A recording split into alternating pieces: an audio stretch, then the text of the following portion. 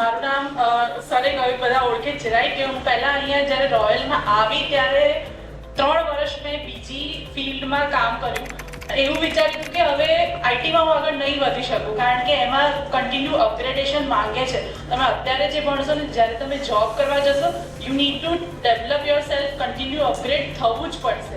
સો મને એ બધી વસ્તુથી બીક લાગતી હતી કે બીજી બધી જવાબદારીઓના લીધે કદાચ હું એ નહીં કરી શકું તો મેં એ છોડી દીધું હતું. પણ પછી જ્યારે ખબર પડી કે ના રિયલ વર્લ્ડમાં જો તમારે કમાવવું હોય, સારું અર્નિંગ કરવું હોય તો આઈટીમાં સારો સ્કોપ છે. તો આઈ રિઝ્યુમ્ડ માય કરિયર અને રોયલ સાથે જોઈન થઈને આગળ ટ્રેનિંગ પણ આપી, એઝ અ ટ્રેનર વર્ક કર્યું અને પછી અત્યારે હું as a front end developer job કરી રહી છું.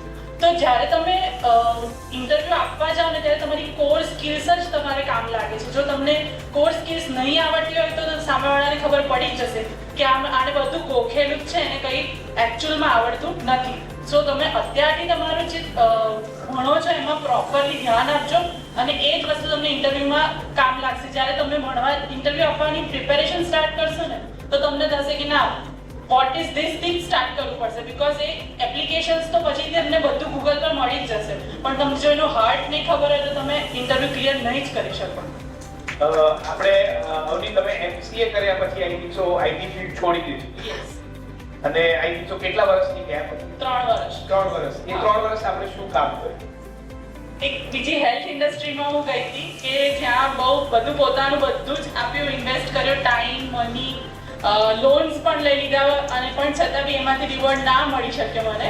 સો પછી એ મેં છોડી દીધું અને પછી આઈટી કરિયર સ્ટાર્ટ કર્યું. Now we go to the back side of the question કે સપોઝિંગ એમસીએ ટાઈમે તમને રોયલ મળી ગયું હોય, એમસીએ સ્ટાર્ટ કરતા તો શું ડિફરન્સ થાય?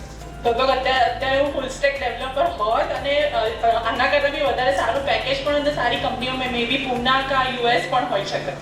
Subscribe Dheeraj Pujara YouTube channel for more updates, or you can call on 9825782290 to clear your doubts.